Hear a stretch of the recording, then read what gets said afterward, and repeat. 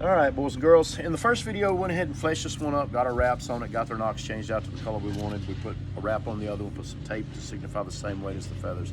Went in and put our points and inserts in. Second video, we focused on this line coming across here to actually get our knot point set the way we want our actual knot point, to where we've got that out of the way and we're not arguing with a high-low knock and a weak, stiff spine at the same time when we bare shaft tune. Which brings us to this video, actually tuning the arrow to the bow.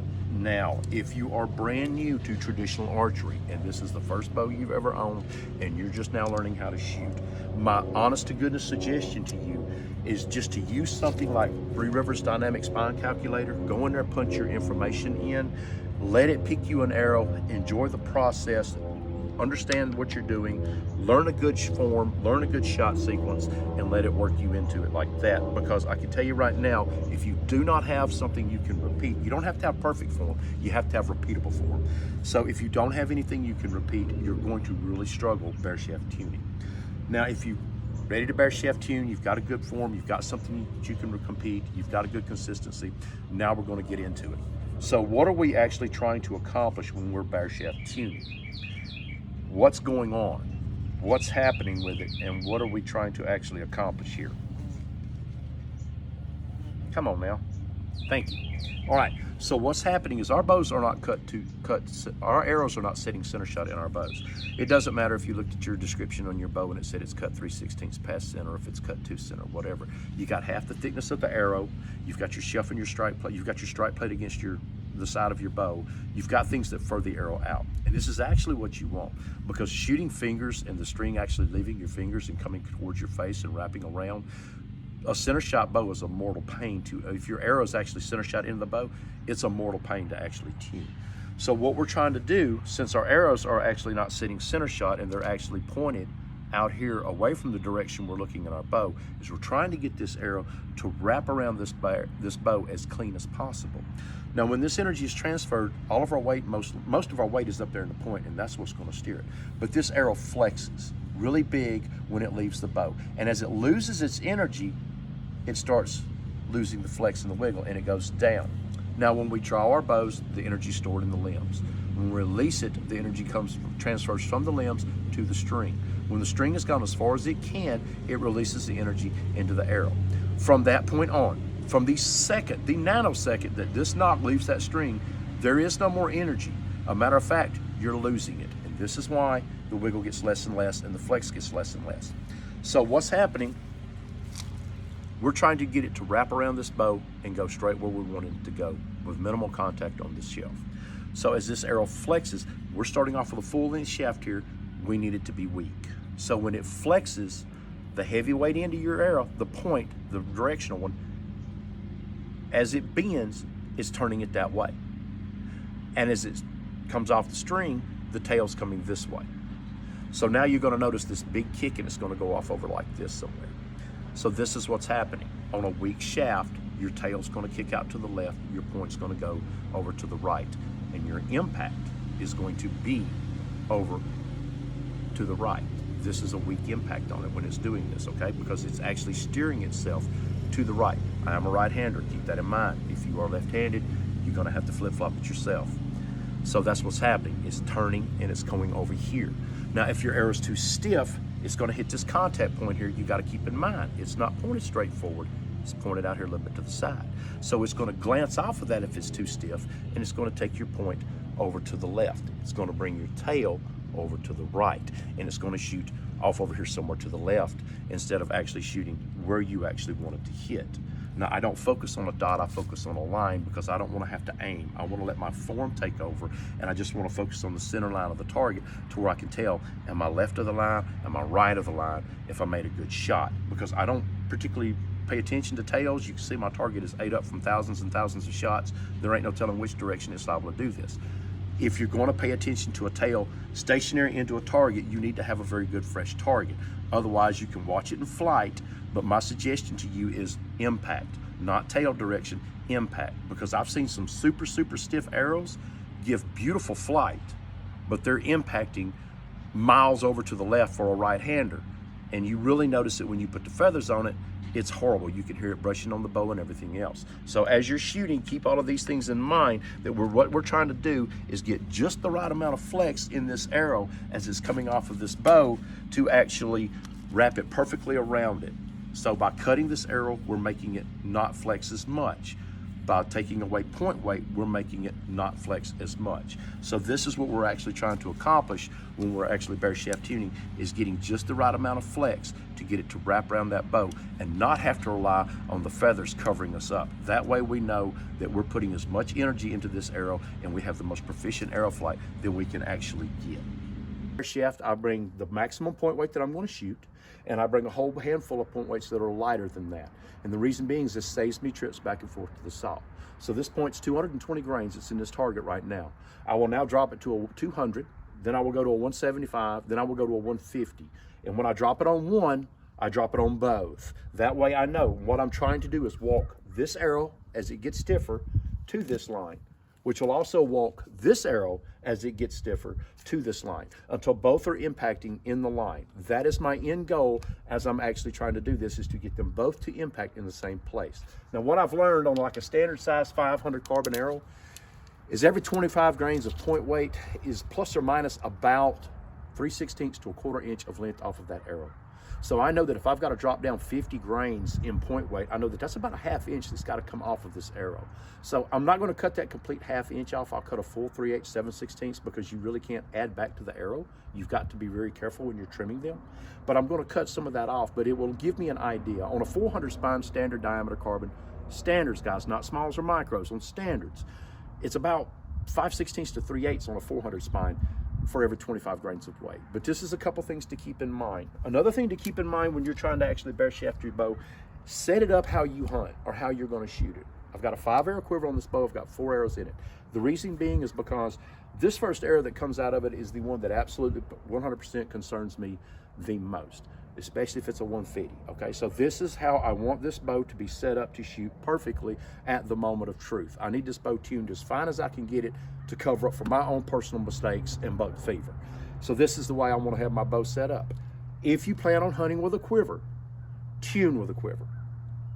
If you tune this bow without a quiver and then throw a quiver on it, it will affect your arrow flight and it will affect your tune. So set the bow up the way you plan on hunting, and this is how you want to actually tune the bow.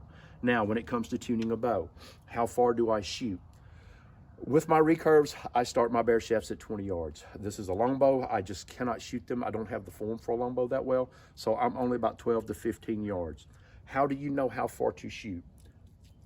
You always have to shoot confirmation shots. You can't just shoot one arrow and go, okay, that's good. You need to shoot 3 or 4 and get the same result consistently. If you're getting the same result, now it's confirmed in your brain, and now you are convinced, and now you can trim it, add point weight, take away point weight, whatever you need to do. But you've got to have consistent form.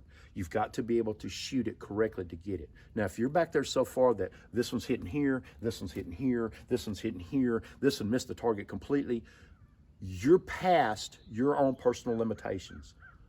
Move forward. If you're so close that everything looks the same and everything keeps impacting the same, and no matter what you do, it's not looking like it's adjusting the arrow, you're too close. Back up some. Minimum I would say is about 7 yards, which is around 21 feet. That's what I think is about the minimum you should bare shaft. If you have to get any closer, just rely on paper tuning.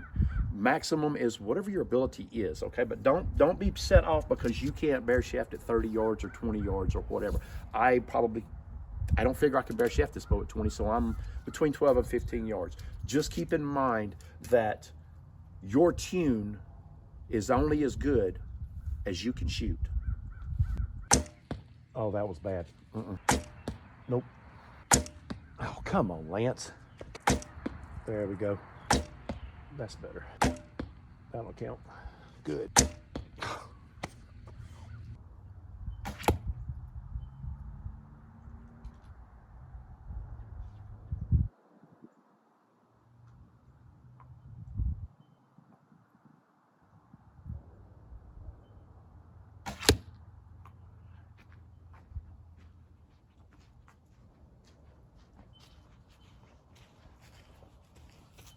All right, fellas. So we are super close here. Matter of fact, we're close enough. I think I'm just going to dial my brace to get the rest of it out. I'll talk about that in just a minute. But one thing I want you to realize and notice here is I'm getting a little bit of a tail discrepancies. The tails aren't quite what you would think they should be, or as far as what you've been told they should be. And the reason before that is, if you'll look at my target, my broadhead side over here is shot out. My target is ate up. It's been shot, thousands and thousands of arrows have been shot in it, from over there, from back there, from all over. Arrows have been shot into this target. So I could hit one of them other arrow holes and my arrow is liable to take a different path. So this is one of the reasons I don't really concern myself with the tail directions of what you've been told to concern them with. And if you're new to bear shaft tuning and new to shooting traditional bows, I would tell you not to concern yourself with the tail readings either. What you want to concern yourself with is impact. Is it impacting here to this side of the line? Is it impacting to that side of the line? And walk them until they are actually in the line, okay? Only focus on a straight line, straight up and down your target. Do not try to pick a spot. Don't focus too much on your aim, okay? We're shooting center mass, center line on this target. Your brain will take over and put you there good enough. You don't need to put that much focus on your aim. When you're bear shaft tuning, your focus needs to be on your form, because if your form is off, your shot is off. If your shot is off, your arrow is off. If your arrow is off, your tune is off. So that's one thing to keep into consideration as you're doing it. Now let's just say that we're so close that we're on each side of this tape and we're like, oh God, that is really, really close. I don't really know how much more to shave off, or should I shave any more off? Or I'm a little bit too far. I cut too much off. I'm a little bit too far to the other sides of the line now. How do I get it back without going up in point weight? So I'm a little off here. I'm also at the top end of my bowyer's recommended brace height on this bow, okay? It's his highest recommendation is 8 inches, and that's exactly where I'm at. I'm at 8 inches, okay? So before I do any more trimming or cutting or whatever, what I'm gonna do is I'm actually gonna take a little bit, instead of stiffening my arrow, I'm going to actually weaken my bow. I'm going to take a couple of twists out of the string, see if I got any excessive vibration, see if it still feels good and sounds good to me, and see if that will bring them in, all right? So my brace height is the distance between the throat of my grip and the back of my string. If I make my string shorter and twist it, it makes my brace height higher. This puts more stress on your limbs, and it actually adds more draw weight to your bow, and adding more draw weight to your bow will make your arrow respond weaker. If I take twists out, bring the string closer to the throat of this grip, it's taking stress off of my limbs, it's making my draw weight a little bit less, and it's going to make my arrows respond a little bit stiffer. And that's kind of what I'm wanting right now. I'm still showing I'm a little bit weak, and I would like to stiffen it up just a little bit. So I'm going to just see if I can't take a couple twists out of my string and use the bow to do that final dial in on these arrows. Now, another thing is I don't have my knot points drilled down just yet. They're not glued into place or anything like that, because once I get everything tuned in, I have a tendency to go to slow motion video that way. If you're using an iPhone to actually do your slow motion videos, it's not the camera that you're looking at to take a selfie when you're on Facebook, okay? It's the back camera. This back camera on slow motion has a 240 frame, all right? So it's a lot faster or a lot slower in the motion than your front camera is. So it's the camera that you want to use with your slow motion, and you want to kind of set it up in an angle to where you can look, because normally what happens is I have a little bit of a tail kick. I have a little bit of a tail ride with my shafts once I put my broadheads on them. So, and it's just, my broadheads are so big that it's hard for my feathers to actually compensate for that, where it will compensate for the field points. So I normally have to adjust my knocking point around a 16th, and it's normally up. I have a ridiculously high knock point. Do not let that put you off if you wind up with a very high knock point. It's just, some of us have it. We don't use heel pressure into the bow, the way we put our fingers on the string, we just wind up with a higher knocking point than most people. Now, once I've got that settled in and I know that I've got a broadhead flying pretty clean on it and everything, I'm going to fletch up another fletched, and I'm going to make me another bear. You don't really have to make another bear. I like to make another bear, okay? That way I've got 2 fletched and 2 bear, okay? And I'm going to shoot these for about 3 to 4 more target sessions, just to see if everything is still working right, if everything is still going correctly like it's supposed to. And if my fletched and my bears are still impacting as I practice through 3, 4 more target sessions, now I know that I've confirmed my tune. And if you'll notice, this whole video is kind of stress that confirm, confirm, confirm before you ruin a dozen arrows. Now I know it's confirmed, and now I will go ahead and I will trim the rest of my arrows, and I will go ahead and get them set up the exact same way, because it's very important to make sure that your tune is as close as you can get your tune, to get your bow shooting as clean as you can get it to shoot, and make sure that it's shooting the best of your ability. Like I said, this way, when I'm messing up, I'm relying on my bow to compensate that, because the feathers will cover it up. So another thing to realize on these that I want to go over is I'm shooting a 220 grain point. My broadheads weigh 205. They come out of the box weighing about 210. So why am I shooting a point that's much heavier? Well, first off, I don't think really any of us can shoot 20 grains difference. We really can't. We're not that good, okay? Maybe a compounder can, but as a trad guy, it doesn't show up that much, especially with feathers on it. But my broadheads are very long. They're very close to 3-to-1 ratio. They're very long. So what this does is this disperses the weight well out forward of it, and it actually changes my FOC, or my front of center, the percentage, over this little 1.25" field point that I'm using. So what I've learned is that by using a field point that's just a little bit heavier, 10 to 15 grains heavier, 20 grains heavier at max than my actual broadhead, it actually tilts my FOC closer on my shaft, and I'm actually getting closer to the tune with my broadheads. Now, like I said, if you shoot a shorter broadhead like the Iron Wheels or something like that, this is not really something to concern yourself with. If you shoot a longer broadhead like the Simmons Safari, the Simmons Interceptors, the VPAs, the long 3-to-1 ratio VPAs or anything like that, it is something you may want to take into consideration if things just don't seem like they're working out right for you right now with the way you have it tuned. This could quite possibly be it. You might want to tune with just a little bit heavier point. So let's go fletch a couple more, and let's go see if we can't get a broadhead flying.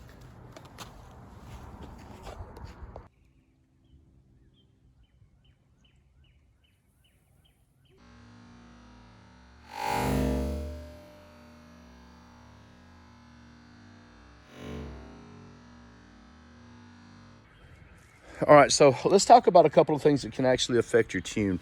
Now, as you've heard me say, I want you to pay more attention to your impacts than your tail directions. I'm not saying totally dismiss your tail directions. A lot of times tail directions all you got. Tail left, tail right is all you're getting out of it. You're straight down the center line. If that's the case, you're miles ahead, and by all means, you listen to your tails. But there's times when you can't really listen to your tails, or you can't figure it out by just your tails. It's either your form inconsistencies or something's just not right. A super stiff arrow will really throw you off if you're not careful with it and your FOC is not too high on it. I have a 47-pound ILF recurve that I can actually get a 300 spine, small diameter, full length shaft to bare shaft perfect off of it. I mean, there's no knock high, no knock low, no tail left, no tail right. It is a bullet. Slow motion video shows it. I mean, it is just an absolute bullet. The problem is it's 6 inches off of that center line at 20 yards. And when you fletch it, there's that notorious tail kick showing. Then it flies horribly. So, I mean, we know a 300 is not going to tune onto a 47-pound bow.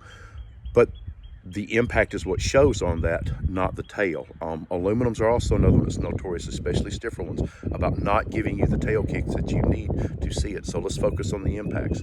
Now, I've already said that the FOC of your arrow can actually affect your tune, so that's one thing to watch. So let's talk about a couple of other things that can actually affect your tune and why you're getting frustrated with it, or what's going on that's messing it up.